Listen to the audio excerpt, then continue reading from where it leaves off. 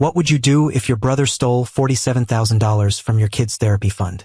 Your kid who's fighting every single day to say one word at a time so that he can buy a fishing boat? That's precisely what happened to me. And when I confronted him with the truth, my entire family demanded I forgive him because Christmas was coming, as if my son's future wasn't worth more than one peaceful dinner. I'm a single dad, and I chose a different response. 3 weeks of silence. One Christmas dinner. And the truth was exposed to everyone. Before I get into the details of this story, let me say thank you from the bottom of my heart. Thank you for taking the time to follow this story. Hello everyone, I'm Marcus, 42, an electrician in the suburbs of Columbus, Ohio. Before I tell you about the day everything fell apart, I want you to know a little about my son, Owen. Owen was 12 that year. He has level 2 autism spectrum disorder, which means he needs significant support with communication and daily activities. A lot of people think autistic kids will grow out of it, but that's not how it works. His brain processes information differently, and that's going to be with him his whole life. My job is to help him learn to live with it. Our mornings always start at 6:47 a.m., not earlier, not later.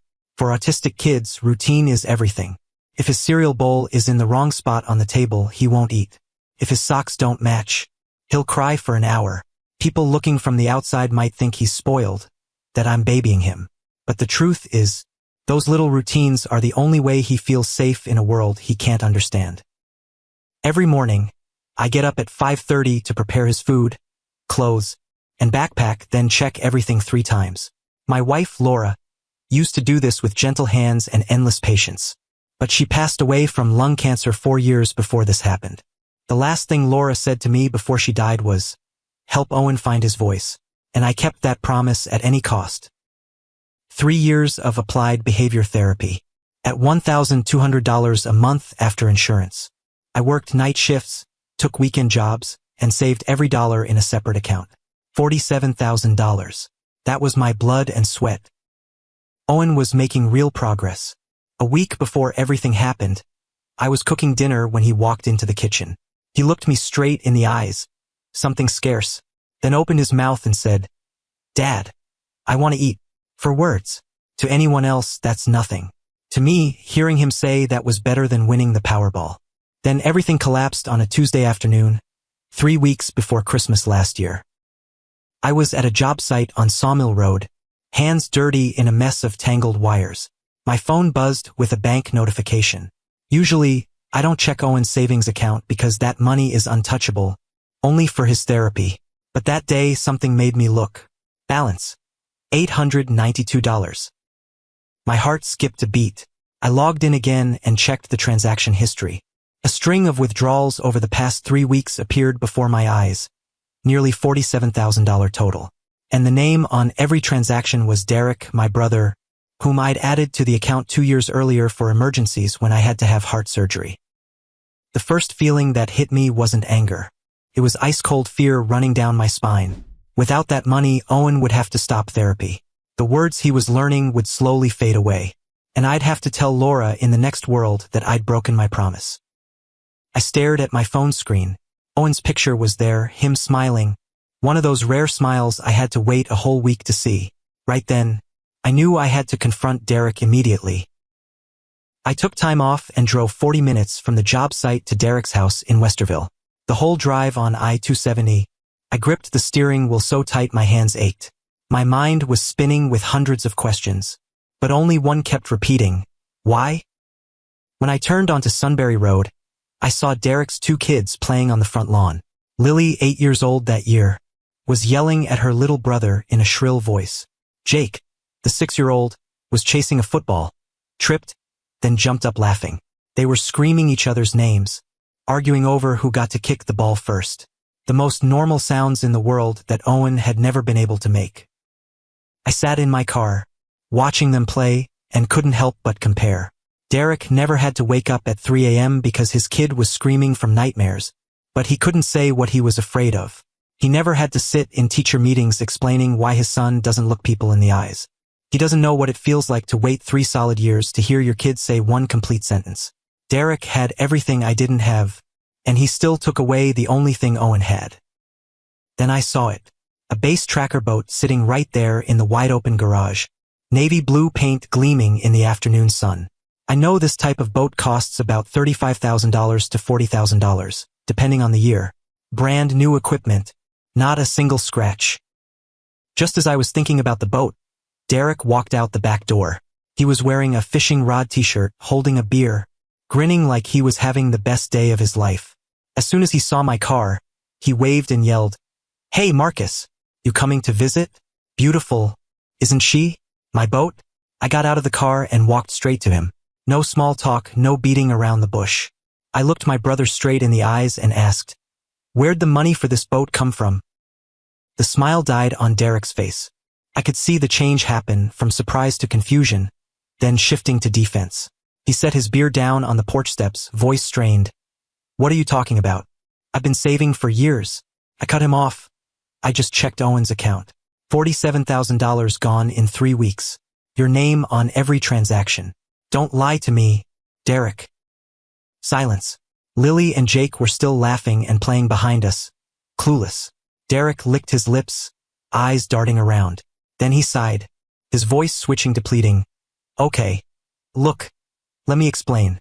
I was borrowing it temporarily. I'll pay it back. I've been so stressed lately, work pressure, wife, and kids demanding everything. You know what they say, all work and no play makes Jack a dull boy.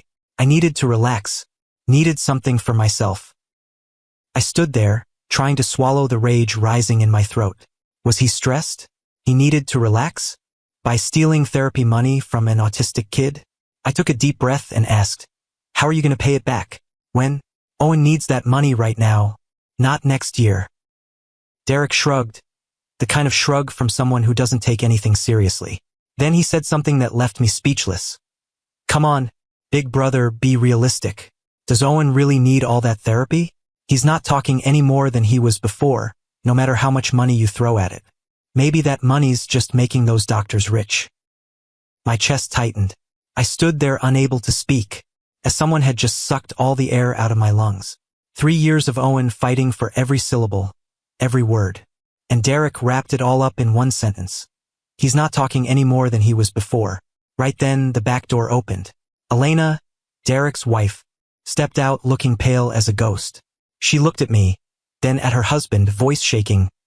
"Derek, you told me the boat money was your year-end bonus. That's what you told me." Derek spun around, snapping, "Go back inside. This doesn't concern you." But Elena didn't go inside. She stood there, looking scared and as if she were putting pieces together. Derek had lied to his own wife, too. I nodded at her and turned away. She was a victim, too. I looked at Derek one last time. He was standing next to that shiny boat, in front of his lovely 2-story house, with 2 healthy kids playing on the lawn and his wife standing behind the door. He had everything, and it still wasn't enough. Without another word, I turned and walked away without saying anything else. Driving past Lily and Jake, I thought about Owen. Right now, he was sitting in the therapy center, practicing the R sound for the 100th time that day. He didn't know those therapy sessions might be ending.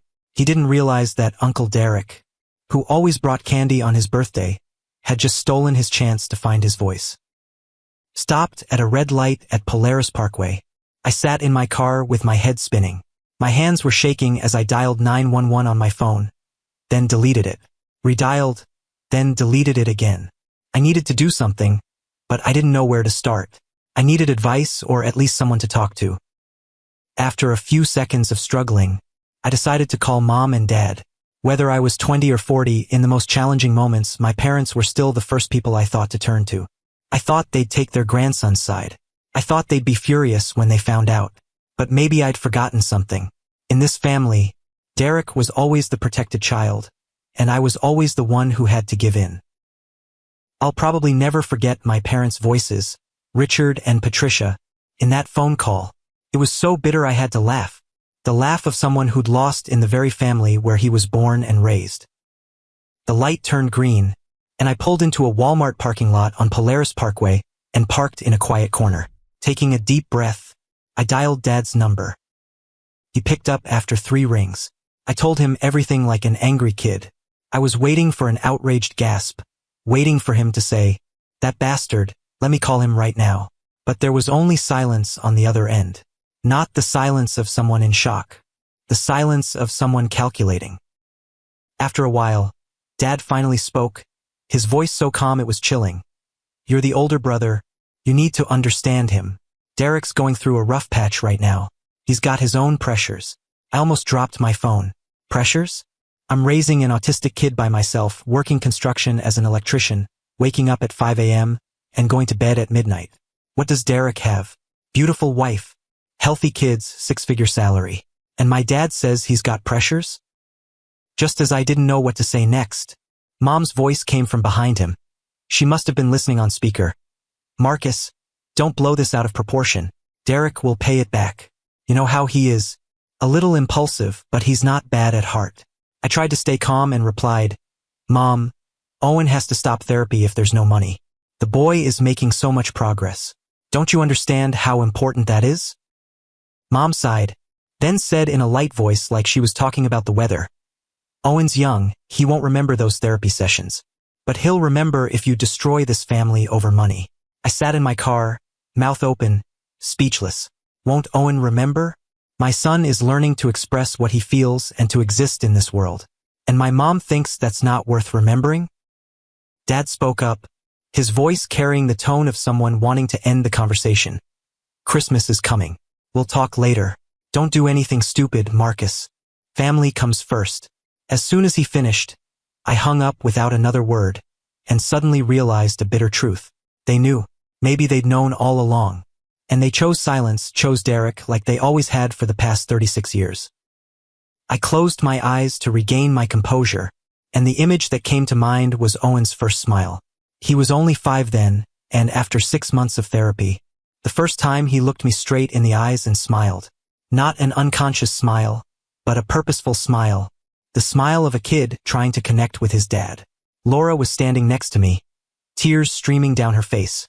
She said it was the happiest day of her life, and my family thought all of that wasn't worth more than one peaceful dinner. Sitting alone in my old car that afternoon, I decided something. If no one were going to fight for Owen, then I'd do it myself. That night, after picking Owen up from the Nationwide Children's Development Support Center, I fed him and practiced his pronunciation, as I did every day. But my mind wasn't there anymore. Watching Owen sit there spooning soup, his hands shaking, soup spilling on his shirt, on the table, he'd try to scoop it up and spill it again over and over without getting discouraged. My eyes stung. I knew I could call 911 right away, but no. With Derek's attitude and my parents covering for him, calling the cops right now was too easy. They'd crossed my final line, and I wanted them to see the consequences with their own eyes. Late that night, when Owen finally struggled his way to sleep, I sat by his bed and memories came flooding back. It wasn't just the $47,000. It was a lifetime of standing back, giving in, bearing the burden for the little brother my parents always protected at any cost. When I was 16, Derek was 10, and he kicked a ball and broke Mr. Thompson's window next door. When the neighbor came knocking, Dad pushed me forward and said, "My boy Marcus was being careless. I'll make him pay for it." I was about to argue, but Mom pulled me into the kitchen, whispering, "Derek's young, he can't handle pressure. You're older, you're stronger. A 10-year-old couldn't handle the pressure. What about 36? When I was 28, Derek showed up with red eyes, begging to borrow $8,000 to start a business. 6 months later, I found out he'd blown it all on football betting. When I asked my parents, Mom just waved her hand. "He's trying. Failure is part of success." I never saw that $8,000 again. When I was 32, Laura was pregnant with Owen. I called Derek with the news, and he promised he'd celebrate. Never showed up. Then, when Owen was diagnosed with autism at 3, Derek texted me exactly one message. "That sucks. Good thing my kids are normal." When I was 38, Laura was diagnosed with late-stage lung cancer. The doctor said she had only a few months left. I called Derek, hoping he'd visit his sister-in-law once. His answer: "I'm not good with sad stuff. You understand." For months later, when Laura died, Derek never showed up once. And me? I was caring for my dying wife, raising an autistic child, and working to pay stacking hospital bills. Alone. The day after the funeral, Mom suggested I should move back home to make it easier to care for Owen. I almost believed it until she added, "Dad and I are getting old too. Having you at home would be less worry." Not to help Owen. They wanted someone to help them. When I was 40, I had to have heart surgery. Lying in that hospital bed, I worried about what would happen to Owen if I didn't make it. I called Derek over, added his name to Owen's savings account, and told him this money is only for the boys' therapy. Only use it if something happens to me. Derek held my hand, eyes red, swore he'd protect his nephew. My parents stood there as witnesses. 2 years later, he used that money to buy a fishing boat. I hear people say, "Fool me once, shame on you. Fool me twice, shame on me." But how many times has Derek fooled me? And every time I let him get away with it. For 26 years, I'd always been the one taking the hit. But this time was different. My responsibility wasn't to Derek or my parents anymore. My responsibility was to Owen, a kid fighting every day to find his voice. And I wasn't going to let anyone take that away. For the next 3 weeks, I didn't say anything to anyone in the family. They thought I'd calmed down, that I came to my senses like every other time. They didn't know what I was doing, and they didn't think I was counting down each day. The first thing I did was call Craig, an old friend from high school who's a civil litigation lawyer in downtown Columbus. I told him everything.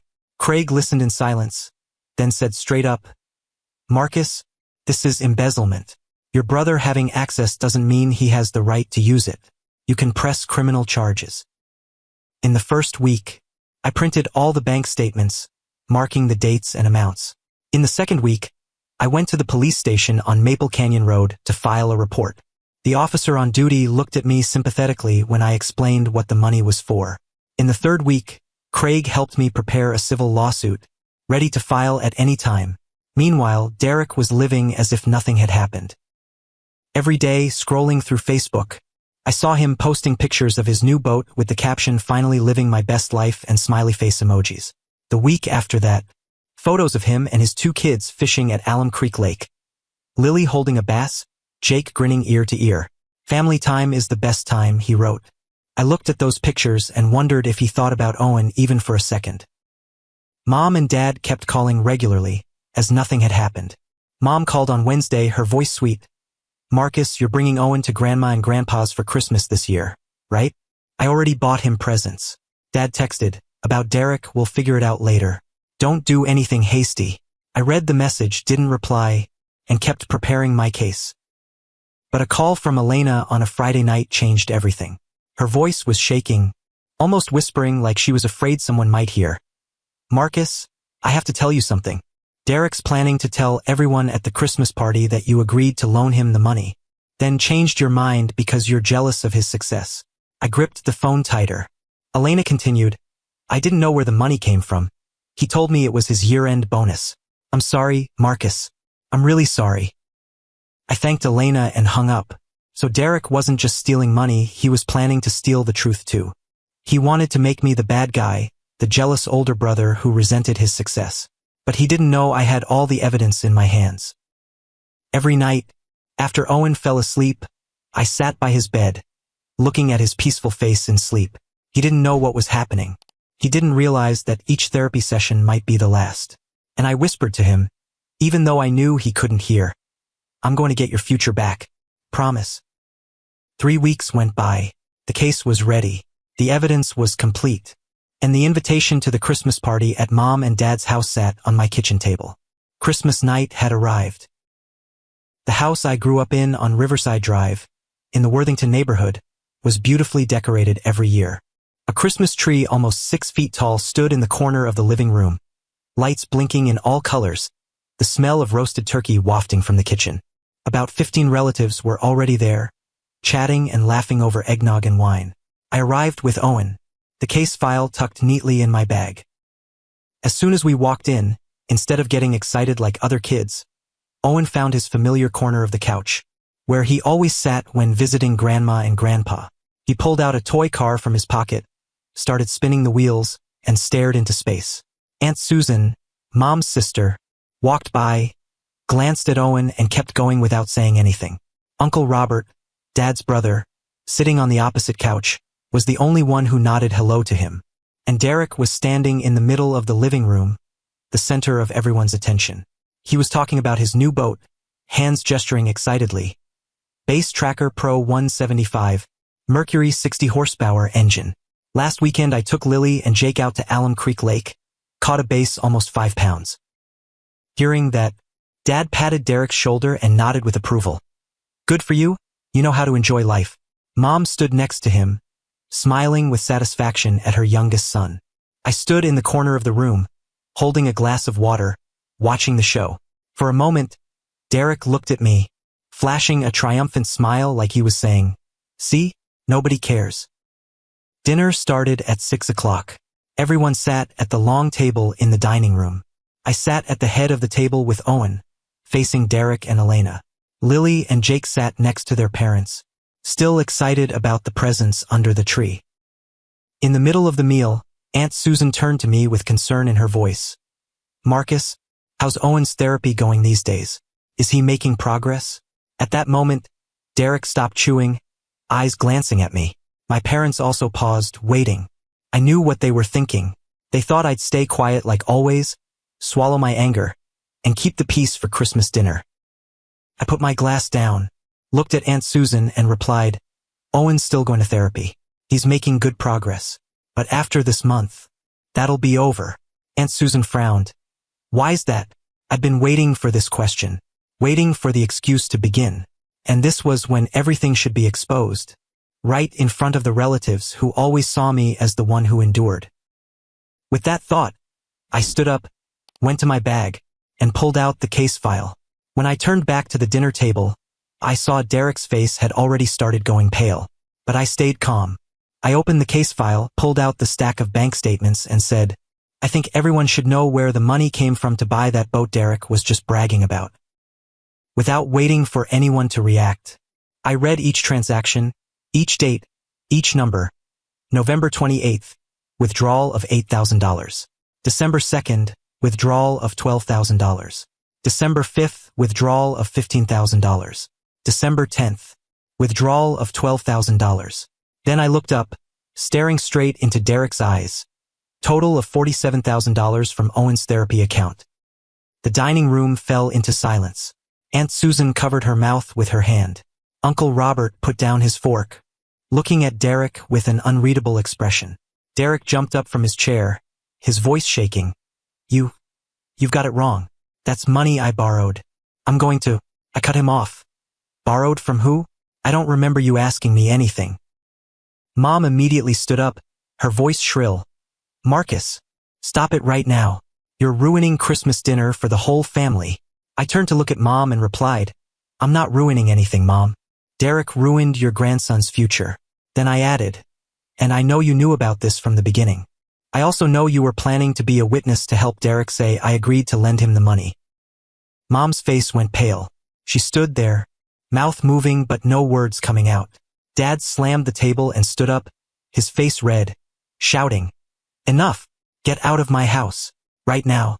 I didn't flinch. I took another set of papers from the case file and put them on the table. "Before I go, I want everyone to know this. This is a copy of the police report for embezzlement that I filed last week." Then I put down another set of papers. "And this is a copy of the civil lawsuit. Derek will be receiving a summons from the sheriff's office right after the holidays." The whole room seemed frozen. Derek stood there, white as a sheet, mouth open but speechless. Lily started crying softly, scared by the tense atmosphere. I looked straight into Derek's eyes and said, "You have 90 days to pay back every penny. If not, I'll request criminal prosecution. And you won't just lose the boat." In the heavy silence, Mom suddenly burst into tears. She ran to Derek's side like she was protecting her youngest child from the whole world, then turned and screamed at me, "Marcus, what have you done? You want to put your brother in jail? You're destroying this family." I stood still, looking at Mom, and this time I didn't feel guilty. I roared, enough for the whole room to hear. "I'm not destroying anyone, Mom. Derek destroyed himself when he decided to steal money from an autistic kid to buy a boat for fun." As soon as I finished speaking, Uncle Robert suddenly stood up. He looked around the dinner table, then said in a low but decisive voice, "This should have happened a long time ago. Derek's been covered for too many years. That's why it's come to this. Hearing that, Dad turned to Uncle Robert, roaring, "Shut up! This is my family business." Uncle Robert didn't flinch. He shook his head and replied, "That's right, Richard, this is family business. And family should be fair to each other."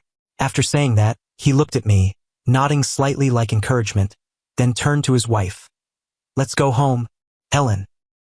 Uncle Robert and Aunt Helen stood up, quietly leaving the dinner table. Right after that, Elena also stood up. Her face was pale, and her hands were gripping Lily's and Jake's shoulders tightly. She looked at Derek with an expression I'll never forget, disappointed, disgusted, like she was looking at a stranger. Without saying a word, she led the two children out the back door, leaving Derek standing there alone. Derek watched his wife and kids go silent. He stood in the middle of the dining room, looking down at the pile of papers on the table, looking like someone who'd just lost everything. I didn't want to stay another second. I turned around and walked toward the corner couch where Owen was sitting. He was still there, still holding his toy car, spinning it back and forth like the outside world didn't exist. I knelt and said gently, "Owen, let's go home." Owen looked up at me, and then he did something that made my heart stop. He reached out on his own, taking my hand. In 12 years, he'd never done that with anyone. Maybe he sensed something. Maybe, in his own way, he was telling me he was on Dad's side. I held his hand, leading Owen through the living room. Mom was still crying next to Derek.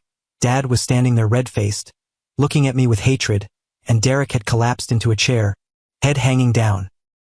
Stepping outside, the cold December air rushed into my lungs. The night sky was full of stars, quiet, opposite to the storm that had just happened inside the house. I led Owen to the car, opened the back door, gently helped him into the seat, and buckled his seatbelt. Then I sat in the driver's seat, hands on the steering wheel. My heart was beating strangely normally. No regret, no fear, just relief, as I just dropped a burden I'd been carrying for 26 years. I was about to start the engine when, from the back seat, Owen suddenly spoke. "Dad, Laura says, you're a good person, I love you," the longest sentence Owen had ever said in his life. I turned around to look at him, speechless, not from surprise, but from realizing that somehow, Laura was still with him. In dreams, in his subconscious, or somewhere only Owen could reach, she was still talking to her son. Then my tears started flowing. I didn't cry when Laura died because I had to be strong for Owen. I didn't cry when I discovered the betrayal because I had to stay clear-headed to act. But that night, I cried because I couldn't hold back the loneliness anymore. And Owen did something that made me break down even more. He reached forward, placing his small hand on my shoulder. He'd never voluntarily touched anyone before, but that night, he crossed that barrier for me. I held that little hand, whispering, "I promise you, and Mom, you'll keep learning to talk." Last Christmas night, I held my son as he slept. For the first time in 4 years, I felt like I wasn't alone. But that wasn't the end. After Christmas night, a war broke out in my family, with the reunion dinner becoming a public trial where secrets were exposed, and relationships were shattered like soap bubbles. With all the undeniable evidence and the lawsuit I filed in Franklin County Court, Derek faced both civil and criminal charges for embezzlement. His lawyer advised him to plead guilty for a reduced sentence. In the end, the court ordered Derek to repay the full $47,000 within 18 months, serve 200 hours of community service, and 3 years of probation. He also had to sell the base tracker boat for only $28,000 because it was used. In the 3 months before the trial, I cut off contact with my parents and Derek, but they wouldn't let go. They came to my house, banging on the door at midnight, leaving dozens of messages begging and then cursing. Mom even went to Owen's school, standing outside the gate waiting to pick up her grandson, forcing the teacher to call with a warning. They used every method to get me to drop the charges, from pleading to threatening, from crying to cursing. But how could I let them trample on my son's future once again? When everything became unbearable, I did something I never thought I'd do. I filed a restraining order against my own parents, Owen's own grandparents, because that source of negative energy would never stop poisoning my and my son's lives if I didn't cut it off completely. After the trial, I became a controversial figure in the Mitchell family. Some people called me a traitor, said I put my own brother in jail for money, and said I destroyed the family. But others, like Uncle Robert and Aunt Helen, stood by me. They said this should have happened long ago. They were angry on Owen's behalf. But all of that wasn't what I cared about anymore. What I cared about was Owen. The money so he could continue therapy step by step, becoming like normal kids. Even if he carries this condition his whole life, he still has a dad who's always by his side, and a mom who's always in his heart. And just like that, a year has passed. With the money Derek was forced to pay back each month, plus what I saved from work, Owen continues therapy regularly. Even though I lost my birth parents, I still have Uncle Robert, Aunt Helen, and relatives who genuinely love my son and me. Every day, Owen gets a little better. This year, he can read almost the whole alphabet, whereas last year he couldn't remember 10 letters. He sings every word perfectly. In You Are My Sunshine, the song Laura used to sing him to sleep every night.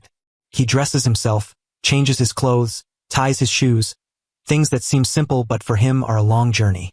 For me, that's everything. After everything that's happened, I don't need anything grand. I need to stay healthy so that I can be with this disadvantaged child as much as possible. Because I know, to Owen, I'm everything. And to me, so is he. My story ends here. Before I finish, I want to ask you something. Do you think I was wrong to take my own brother to court? To file a restraining order against my own parents? If you were me, what would you do to protect your child? Leave a comment below. If you enjoyed the story, don't forget to subscribe to the channel and hit the notification bell so you don't miss the following stories. Thank you for listening. See you in the following videos.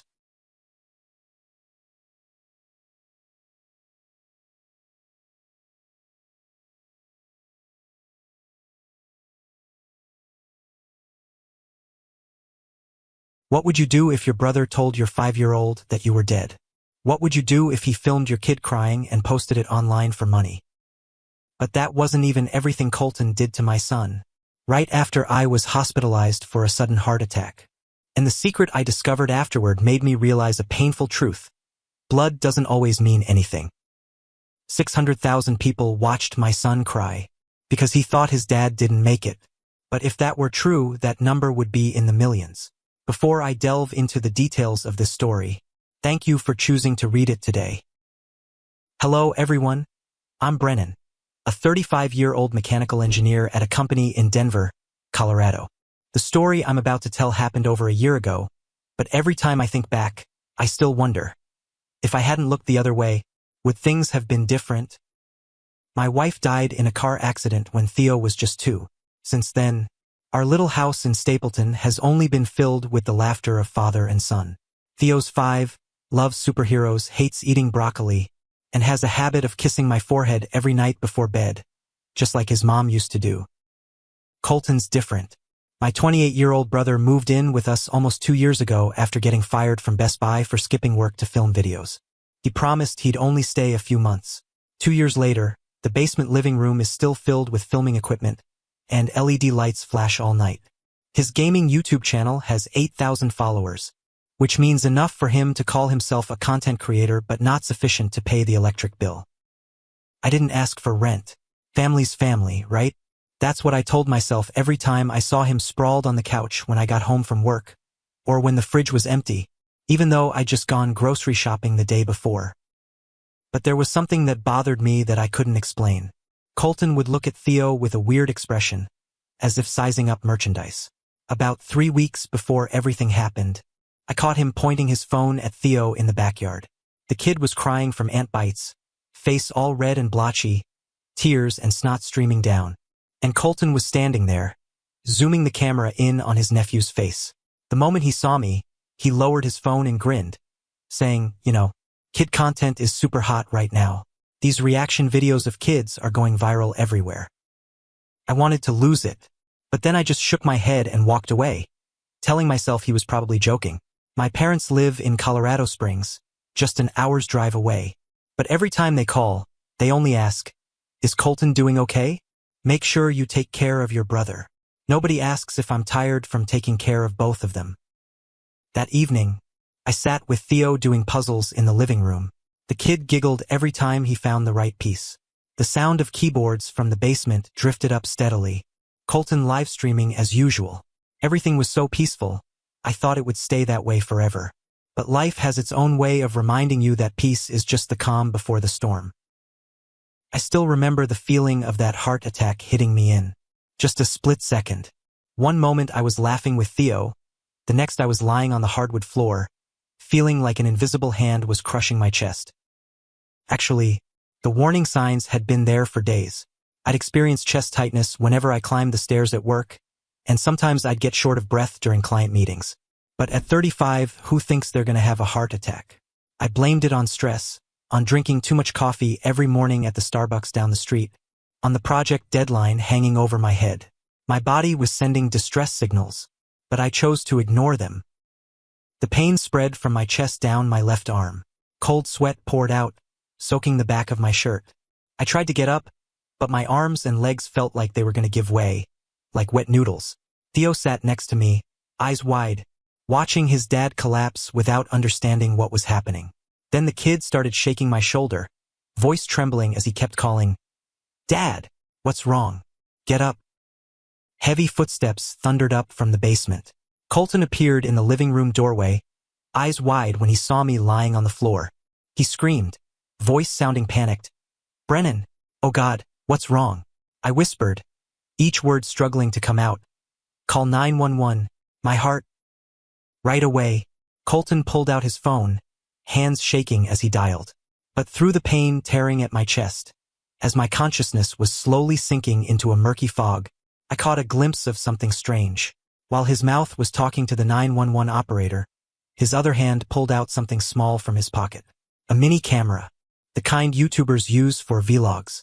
He placed it on the TV stand, angled toward Theo and me.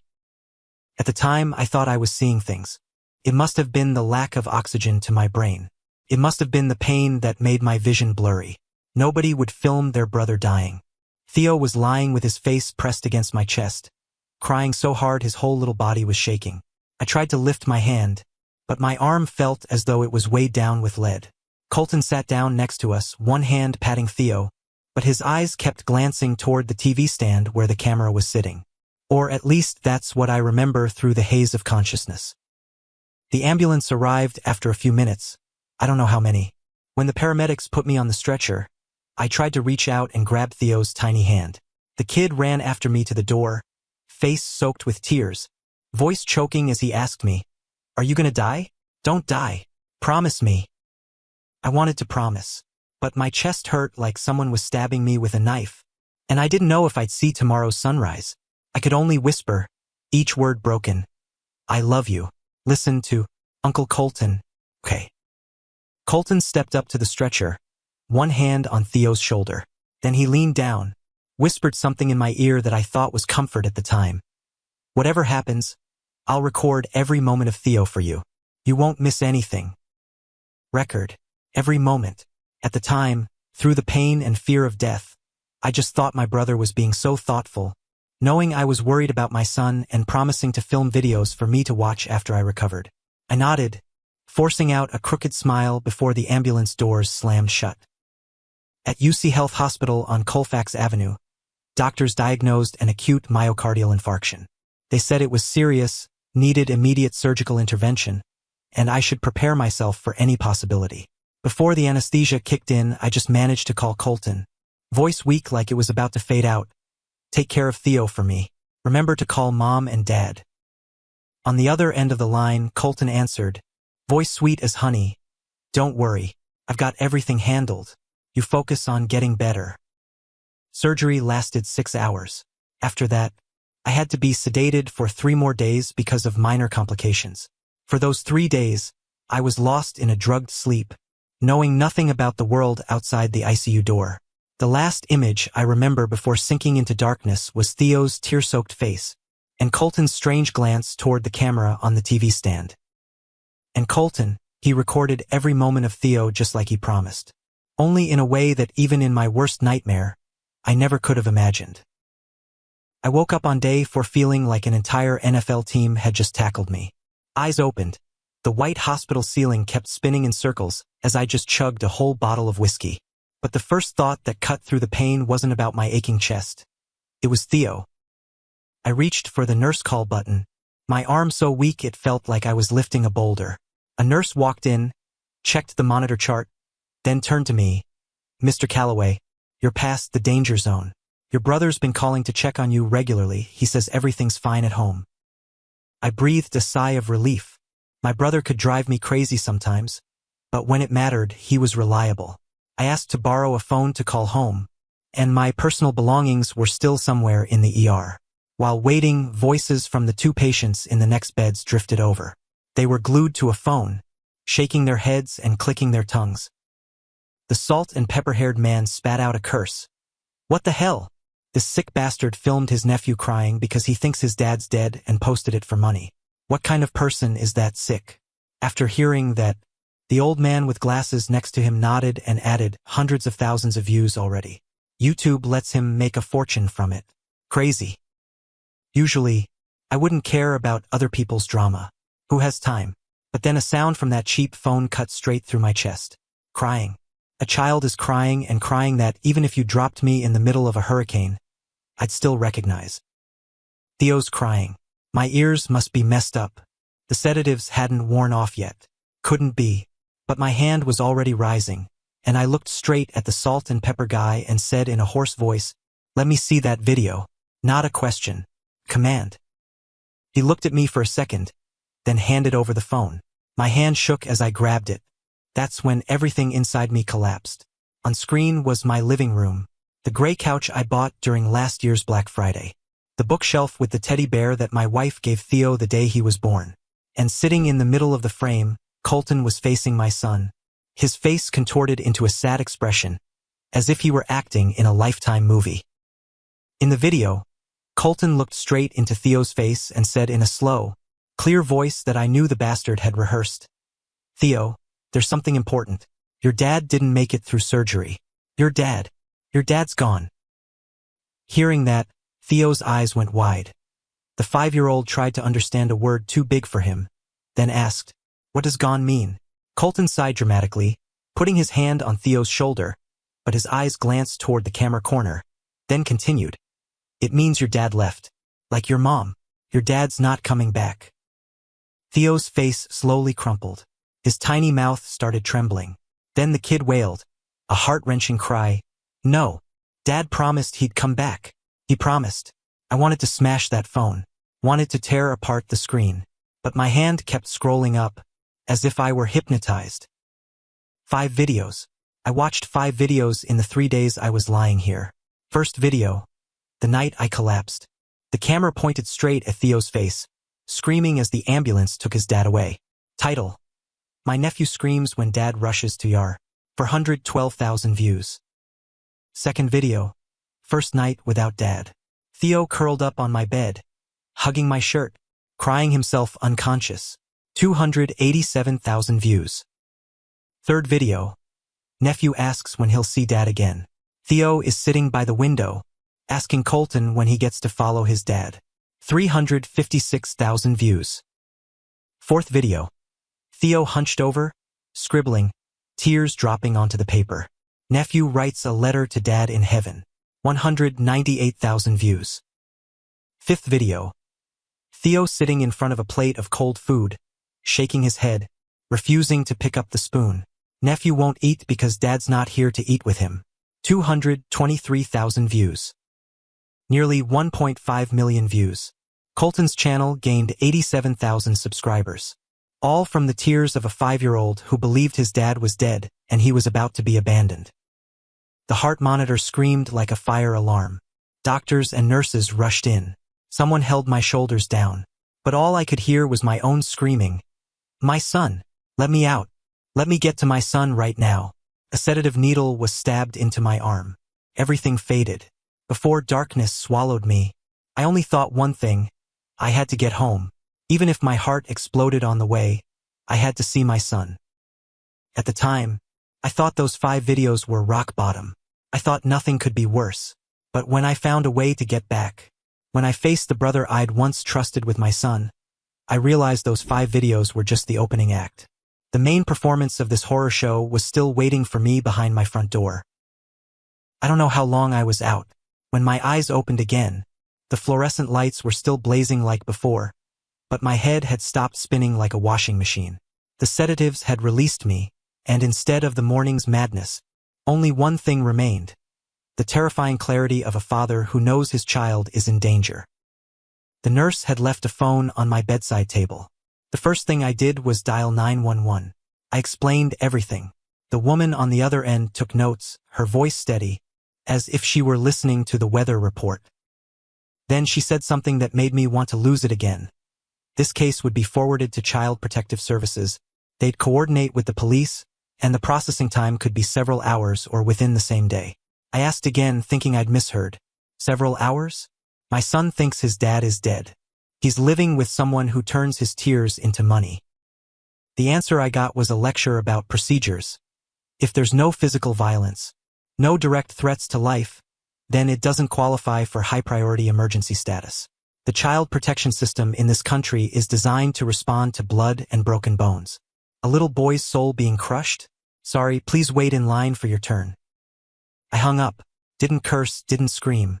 Just hung up and lay there staring at the ceiling, realizing a bitter truth. The system couldn't save my son, at least not fast enough. And then I remembered Uncle Dominic. Dominic is my dad's younger brother, 59 years old. He did 8 years away for some trouble from his youth, the kind of trouble nobody in the family wants to talk about. After he got out, he moved to Denver, opened a motorcycle repair shop on the edge of town, and lived as if he wanted the world to forget he ever existed. But everyone knew the fire in his blood never really cooled down. He just chose not to use it anymore. And more importantly, he loved Theo like his own nephew, visiting every month to teach the kid how to fix bicycles and buy him all kinds of toys that I never had the patience to sit and assemble with my son. I dialed his number. 3 rings. His voice came through hoarse. "Brennan, you okay yet?" I told him everything. No beginning, no end, just poured it out like water breaking through a dam. He listened silently from start to finish. When I ran out of breath, he just said one sentence in a voice deep as stone. "I'll be there." I quickly warned him. "Be careful. Don't do anything stupid and get in trouble again." He cut me off, voice without a hint of wavering. "You worry about staying alive. Leave Colton to me." After hanging up, I knew Uncle Dominic would arrive before any police officer or social worker. The system had failed. But the family hadn't, at least the part of the family still worth calling by that name. I pressed the nurse call button and said I wanted to discharge myself. She looked at me like I was crazy, shook her head, saying the doctor wouldn't allow it. I looked straight into her eyes and said, "Get me the papers to refuse treatment. I'll sign them. Dying on the way home is my business." 15 minutes later, I was sitting in a taxi heading toward Stapleton. My chest hurt like someone was stitching up the surgical wound, but forgot the anesthetic. But I didn't care. Only one image remained in my head. Theo's face when he sees his dad walk through the door, still alive. The taxi drove as if it were carrying a crate of fragile goods, probably because the driver saw my face as white as paper and the bandage peeking out from my shirt collar. On the way home, I called my parents. Mom answered, voice worried, asking about my health. But when I told her what Colton had done, her tone changed immediately. She cut me off, voice full of irritation. "What are you saying? Colton loves that boy so much. How could he do something like that? You must be misunderstanding." Dad grabbed the phone, roaring. "You just had heart surgery, your head's not clear yet. Don't go making false accusations against your brother." I didn't explain, didn't argue. I just quietly sent the links to all 5 videos to Mom, then turned off my phone. I knew they'd call back. I also learned that after watching, they'd have to find their own way to explain it to their conscience.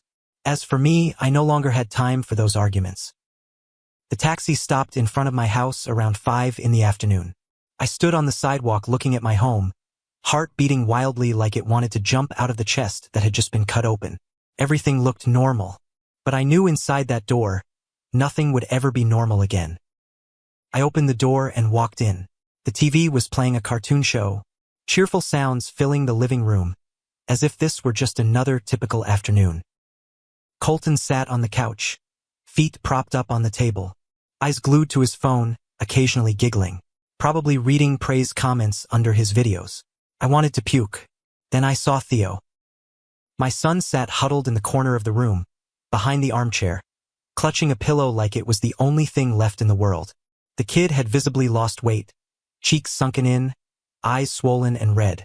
But what made me go silent was those eyes. Lifeless, empty, staring into space, as if looking through this world to somewhere else. The eyes of a child who had lost all hope. I called out, voice catching in my throat. Theo, son, I'm home. The kid turned around. Those lifeless eyes saw me. And then, instead of joy, instead of running to hug Dad like I'd imagined the whole ride home, Theo screamed so terrifyingly I thought I'd been stabbed through the chest. No, ghost. Dad's a ghost. The kid backed into the corner, hands covering his face, whole body shaking. He screamed, voice breaking from crying too much. Don't take me away. Uncle Colton said dead people come back to take living people. Don't take me. My heart shattered. Colton jumped up from the couch, face pale as if he'd seen a real ghost. He stammered, voice trembling. You're out of the hospital? The doctor let you go home? I didn't bother looking at him. Didn't bother answering. I slowly knelt, a few steps away from Theo, voice as gentle as possible, even though inside I was like a storm. Theo, look at me. I'm not a ghost. I'm alive. Touch my hand, it's warm. Ghosts are really cold, right? Theo still cowered in the corner, eyes looking at me full of fear, tears streaming down. The kid kept shaking his head. Uncle said Dad died. Uncle said Dad left and won't come back. Each word is like a knife cutting my heart. Colton didn't just tell Theo his dad was dead. He also filled a 5-year-old's head with the idea that if Dad came back, it was to drag his son to hell with him. What kind of monster does that to his own nephew? I sat down on the floor, didn't move closer, didn't do anything to scare Theo more. I just said, voice shaking, Uncle was wrong, son. I'm here. I will never leave you. Never. I sat there on that cold floor for 20 minutes, talking to my son like I was coaxing an injured wild animal. 20 minutes. Theo looked at me with eyes half wanting to believe, half wanting to run. The longest 20 minutes of my life. Then finally, with a movement slow like he was afraid I'd disappear, Theo reached out and touched my finger. Warm. My hand was warm. In that moment, like someone flipped a switch, Theo threw himself into my arms, both hands hugging my neck tight, crying until he couldn't breathe. Dad. Real Dad. I was so scared. I thought I'd never see you again. I thought I'd be alone forever. I held my son. My tears fell into his hair, and all I could do was repeat one sentence. I'm here. I'm not going anywhere. I'm here. Colton stood there, face white as a sheet. He knew he was done. The game was over. But it wasn't stopping there. Because right then, the sound of a pickup truck engine roared outside the house. Uncle Dominic had arrived. And from what I knew about my uncle, Colton was about to have a very, very long afternoon. Uncle Dominic arrived exactly 30 minutes after I got home. When the engine of his '98 Ford pickup roared up front, I saw Colton shake like a chihuahua in a storm. He knew. Everyone in the family knew what Uncle Dominic was like. The front door opened.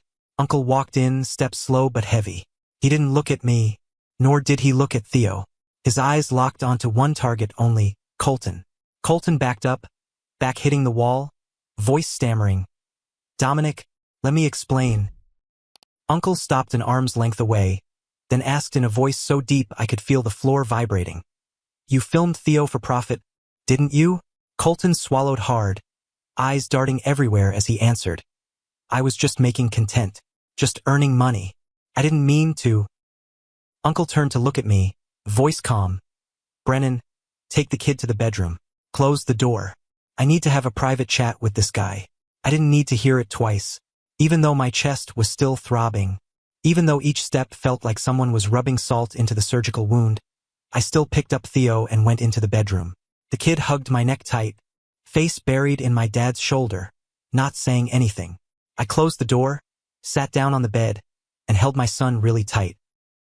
From outside, I heard Colton's voice still trying to justify himself, that voice like he was about to cry. I just wanted the YouTube channel to grow. Kid content is trending. I didn't think. Then silence. A long stretch of silence. After that, some sounds occurred, but I don't know exactly what happened. I didn't want to know either. I just held Theo tighter, covered the kid's ears, whispered meaningless things so he wouldn't hear anything from the living room. A few minutes later, everything outside quieted down. I told Theo to sit still on the bed, promised I'd be right back, then stepped into the living room. Colton was sitting on the floor, back against the wall, hands covering his face. He didn't look good, really not good. And Uncle Dominic was standing a few steps away, holding Colton's iPhone. Colton looked up, voice sulking. "That's my phone." Uncle Dominic didn't bother looking at him, just said curtly, "Evidence.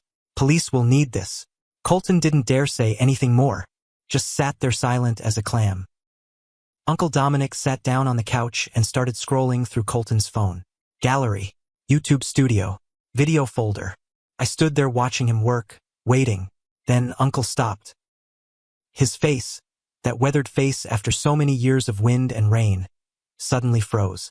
He stared at the screen for a long time, then slowly sank into the chair like someone had drained all his strength. I stepped closer and asked, "Uncle, what is it?" Uncle Dominic looked up at me. In his eyes was something I'd never seen before, true horror. He said, voice hoarse, "There's another video. The 6th video. This bastard scheduled it to post. The content." He didn't finish the sentence, just held the phone out toward me. But right then, the screech of a car parking out front. Car doors slamming. The familiar footsteps and my mom's shrill voice drifted in from the yard.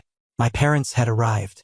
They'd watched the videos I sent, and looking at their faces as they burst through the door, I knew they weren't here to ask about my health. My parents burst through the door like two storms hitting at the same time. And the first thing my mom saw wasn't me. Her son, who just had heart surgery, standing there shaking in the living room. Not Theo, her grandson, who'd been severely psychologically damaged.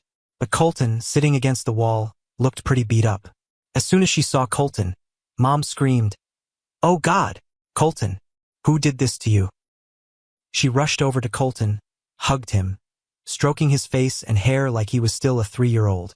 Colton took the opportunity, face all twisted, voice sulking as he told Mom, "Mom, I was making some videos.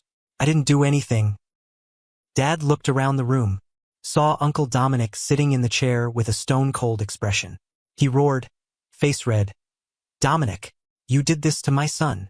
Uncle Dominic didn't bother responding, just looked at his brother with eyes that could freeze a swimming pool. Getting no answer, Dad turned to me, finger pointing straight at my face, and yelled, "And you let this happen and just stood there watching." I tried to stay calm, even though my chest was hurting like someone had shoved hot coals inside. "Dad, did you watch the videos I sent? Do you know what Colton did to Theo?"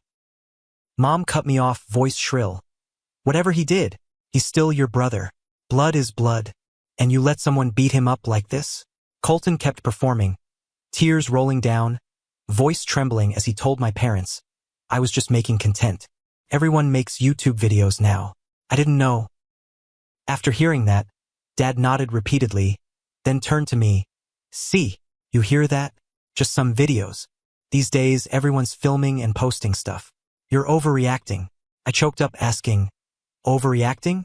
Did you see how Theo reacted when he saw me? He thinks I'm a ghost." He screamed in terror because Colton told him dead people come back to take the living. Mom waved her hand, voice full of irritation. "Kids imagine all kinds of things. A few days and he'll forget. Don't be so dramatic." Dad continued, voice hard as steel. "Family comes first. You can't treat your brother like this." I stood there, looking at my parents, and realized a bitter truth that was almost funny. In their eyes, I was always the kid who could take care of himself. At the same time, Colton would forever be the baby who needed protection, even though he just destroyed their grandson, even though the evidence was proper in front of them. Right then, Uncle Dominic spoke for the first time. He held up Colton's phone, voice deep and cold. "You want to defend him? Fine. Watch this."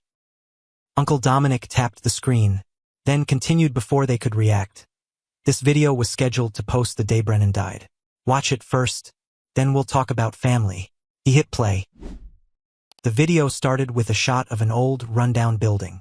Text appeared, "St. Catherine's Orphanage, Denver." My heart seemed to stop when I realized Colton had taken my son there. The camera was filming secretly from a low angle, probably hidden in a jacket pocket. Colton led Theo into the gloomy hallway, and his voice rang out cold like he was reading a script. "This is where you'll live from now on, Theo. Your dad's dead. Nobody's gonna take care of you anymore." Theo's eyes went wide, terrified as he asked, "But what about you?" Colton shook his head, putting on a pained expression. "I can't. Your dad won't let me." Theo's voice trembled. "What about Grandma and Grandpa?" And Colton's answer made the whole living room feel like all the air had been sucked out. "Grandma and Grandpa called me already. They said they don't want to raise you. They said you're a burden." I glanced at my parents. Their faces were as white as sheets. On screen, Theo started wailing. "I'm not a burden. I'm good. I'll be even better." Colton led Theo deeper inside, camera still rolling. He pointed at the other children, then told Theo, "Look, these are your new friends. Kids nobody loves." Theo collapsed on the floor, crying until he couldn't breathe. The kid begged, voice breaking, "Please don't leave me. I'll be good. I promise. I won't cry anymore. I won't ask for anything. I'll do whatever you say." Then Colton's voice was dubbed in like professional narration. "This is the story of a child abandoned by the whole world. Dad dead. Mom dead. Grandparents don't care. Left all alone in this cold world." The video ended with Theo sitting huddled alone in a dark corner. The title was already set. "My Nephew Abandoned by Entire Family. The Most Heartbreaking Story." Scheduled to post 3 days later. Right when doctors predicted I wouldn't make it if complications arose. The living room was so quiet I could hear the wall clock ticking. Mom covered her mouth with her hand, tears streaming down. Dad collapsed into his chair, face as if someone had just punched him. And Colton kept his head down, staring at the floor, not daring to look up. Uncle Dominic broke the silence with a voice cold as steel. "This is the son you want to protect." Mom slowly turned to look at Colton. Her eyes were no longer the eyes of a mother looking at her child. They were eyes looking at a stranger. She asked, voice shaking, You took my grandson to an orphanage? You told him we don't want him?" Colton didn't answer, just sat there, head down, silent like he'd run out of excuses. The moment my parents couldn't bring themselves to look straight at the child they'd protected their whole lives was when police sirens wailed outside. 2 officers walked in with a child protective services worker. One looked at Colton, saw his bruised face, and asked what had happened to him. Colton didn't dare open his mouth. Maybe he was scared of Uncle Dominic. Perhaps he knew if he spoke up and accused anyone, those videos would be made public in court even faster. He sat there silent while the police started reviewing the evidence. The CPS worker went into the room where Theo was waiting.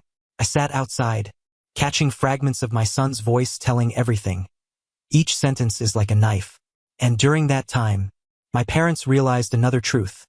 Colton had never told them about my heart attack. For 3 days while I lay between life and death, he told them everything was fine. Brennan just had a mild cold. Mom looked at Colton, and for the first time, I saw her look at him with the eyes of a stranger. Uncle Dominic said goodbye to me after the police took Colton away.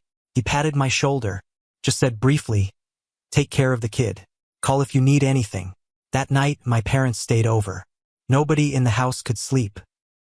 The following week, I went back to the hospital for a heart checkup. The doctor said I was recovering well, but needed to avoid stress. I smiled crookedly. Avoid stress. Easy to say. That same week, I took Theo to a child psychologist in South Denver. After 2 hours of evaluation, the doctor called me into a private room. She spoke gently but heavily. Theo had acute trauma syndrome. Needed long-term therapy. Could take years. Some wounds would follow him for life. I sat there watching my son through the glass, drawing pictures with the specialist. Tears streaming down my face without bothering to wipe them. My parents stayed with us for almost a month to care for father and son. They didn't mention Colton. Nobody mentioned him. That name was erased from the family dictionary. 3 months later, the trial took place at Denver County Court. I didn't go. Didn't want to see his face. My parents went instead. When they came back, both were crying. Mom held Theo, cried as she'd never been allowed to cry before. Maybe from heartbreak for her grandson. Maybe from regret. Maybe both. Colton got 18 months for child abuse and exploitation. His YouTube channel was permanently deleted. Nearly 1.5 million views, 95,000 subscribers, all gone up in smoke. Since then, I have taken an extended leave from work. A man with a heart that hadn't healed, and a child with a soul that was broken. Father and son are leaning on each other day by day. Uncle Dominic still visited regularly, trying to bring some normalcy to the kid. Once he told me, even if I had to pay the price that day, I still don't regret it. Because he's my nephew. It's been over a year now. Colton's getting out soon. But Theo isn't. Every night, the kid still wakes up with a start. Asks me with a trembling voice, "Dad, why doesn't Uncle Colton come back anymore? Why did he say you wouldn't come back? Are you gonna leave me?" How do I explain to a 6-year-old that the uncle he trusted had sold his tears for views? How do I tell my son that sometimes the people closest to us hurt us the most? I don't have the answer. I hold him tight and reply, "I'm here. I'm not going anywhere." The lesson I want to share with you is just this. Don't put blind trust in anyone. And protect children, because they can't protect themselves from adult cruelty. If you were me, would you forgive Colton? If you were Theo, would you ever be able to forget? Let me know in the comments. If the story touched you, don't forget to hit subscribe and ring the notification bell. See you in the following video.